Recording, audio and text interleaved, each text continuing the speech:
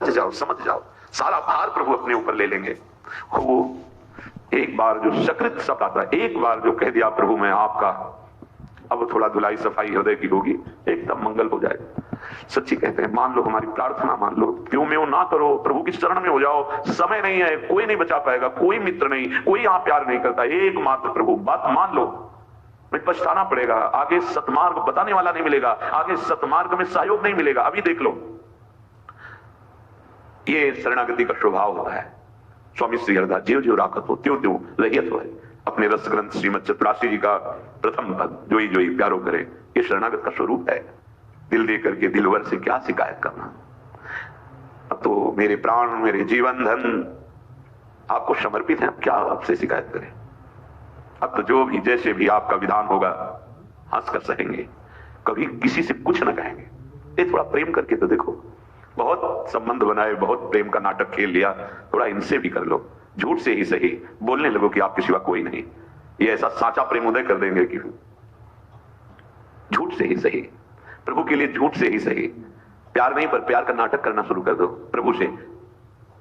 प्रभु के प्यार को दिखावा कर देना दम हो जाएगा।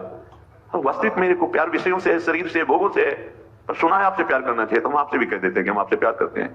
ये झूठा ही तो हुआ, पर सत्य सच्चिदानंद इसी बात को पकड़ लेंगे और जबरदस्ती तुम्हारा सब कुछ अपना जो है वो बना लेंगे, निहाल कर देते। निहाल कह रहे हैं कि नाथ, मेरे जो जीवन में अब दुख सुख आएगा आपसे भी नहीं कहूंगा, क्योंकि आप तो सब कुछ जानते हो ना। नहीं, यदि आप बहुत अच्छे अच्छे पदार्थ दे रहे हो तो जय हो आपकी, भोग लगेगा आपको, और नहीं दे रहे हो तो जय हो आपकी।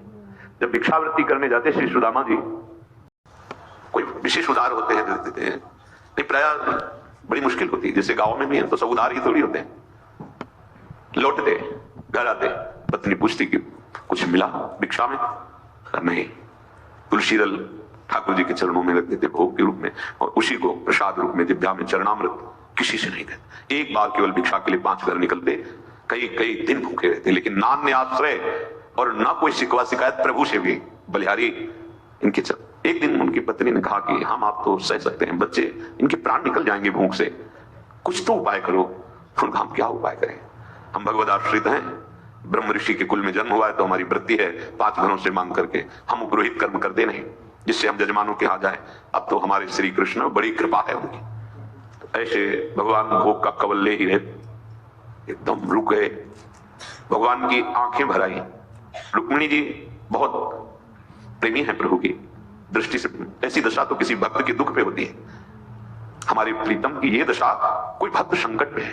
कहा प्रभु अब आप छुपाइएगा नहीं, आपके मुख को जो जो करके ही हम जीती हैं, तो हमें आपके हर चेष्टा को पता है। इस समय आप दुख से दुखी हैं किसी भक्त के। तो उनका सही कहा आपने, मेरा एक प्राण प्रिय मित्र और भक्त है सुदामा, कई दिनों से भोजन नहीं मिला, और मैं 56 भोग पाऊं तो मेरे अंदर कवल जा नहीं रहा। तो उनका प्रभु आप इतनी बात, आप हमारे स्वरूप को जानते हैं कि मैं महालक्ष्मी का स्वरूप हूं, आप इशारा कर दीजिए तो त्रिभुवन की राजलक्ष्मी नई सृष्टि कर दूं, आप दुखी क्यों हो रहे हैं? बोले बस समस्या तो यही है कि वो कुछ चाहता नहीं, चाह कर ले तब ना, वो चाहता कैसे दे दूं, ये माया कैसे दे दूं जब चाह नहीं कर रहा। बोले पैदा करो जाके चाह। रुक्मिणी जी ने कहा हम आपको ऐसे नहीं देख सकती, आप जाओ। और तो बोले मेरी सामर्थ्य नहीं कि सुदामा के हृदय में चाह पैदा कर दे।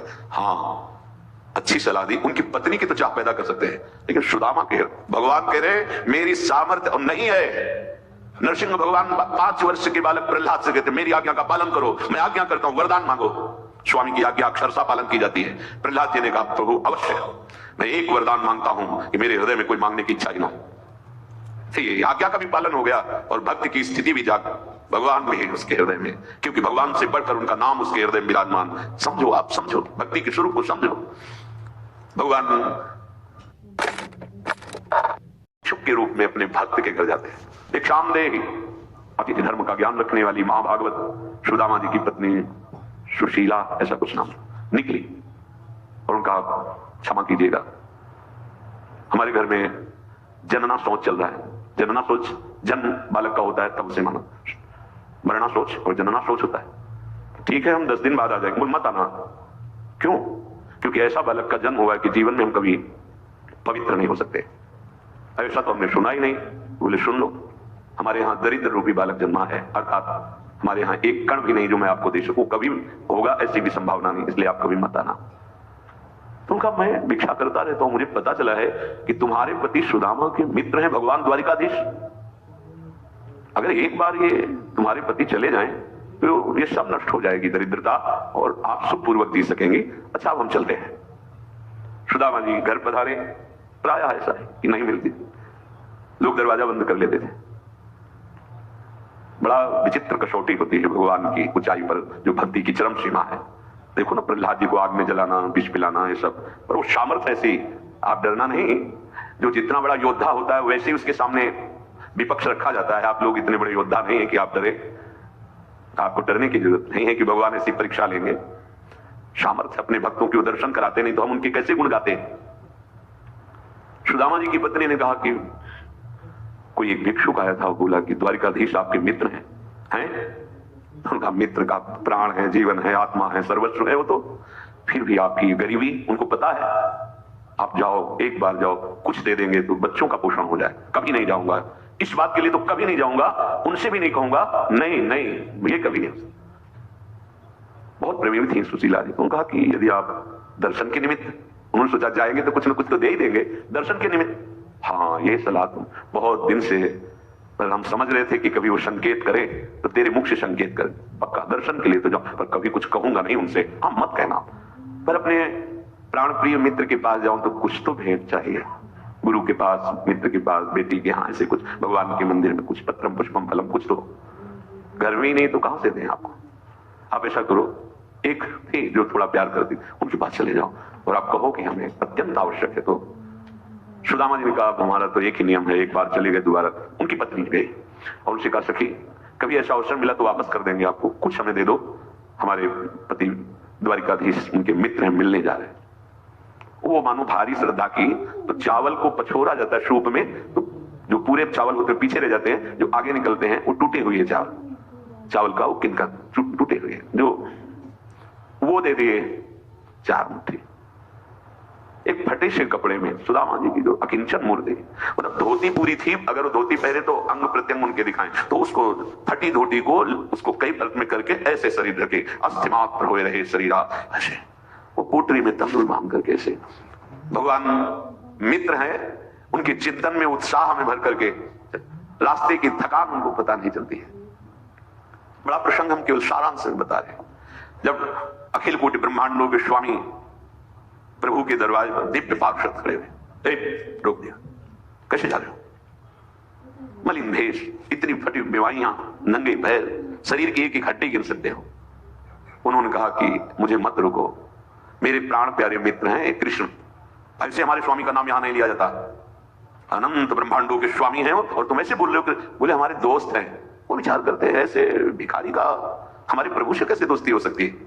नहीं नहीं, बोले एक बार मेरी प्रार्थना मानो, उनको बोल दो कि सुदामा आए, बस इतना बोल दो जाकर। प्रभु रुक्मिणी जी के महल में विराजमान, रुक्मिणी जी स्वयं अपने कर कमल से पंखा और प्रभु अर्धनिमीलित नेत्र विराजमान लेटे। द्वारपाल गया, प्रभु की जय हो। तो अचानक इस समय तुम्हारा कैसे आगमन हुआ? क्योंकि ब्रह्मा भी आ जाए, भगवान शंकर भी आ जाए, तो इंतजार होता था जब प्रभु रुक्मिणी जी के महल से बाहर पधारेंगे तब सोचना। इस समय के बोले प्रभु एक भिक्षुक है, बहुत ही दुर्बल तन है, और वो बार बार हट कर रहे हैं कि मेरी सूचना आप तक पहुंचा दी जाए, तो इसलिए विनय करते हैं हम कि क्षमा कीजिए, इस समय नहीं आना चाहिए। पर उसकी करुण पुकार सुनकर, अच्छा कौन है, कहां से है? प्रभु ये तो सब नहीं, बस उन्होंने सुदामा ना, पूरा सुदामा बोल नहीं पाए, भगवान आसन से किधर और भाग पड़े थे। सब आश्चर्यचकित पदाधिकारी हो रहे हैं जो भगवत पार्षद, क्या है ये और क्या है ये? दौड़ के प्रभु आए, जैसे बहुत समय से बिछड़े हुए पुत्र से अपने पिता मिलते हैं, ऐसे दौड़ के सुदामा को। सुदामा जी बहुत संकोच में कि मेरी हड्डियां इनके सुकुमार शरीर पर चुभ रही होंगी, वो ऐसे।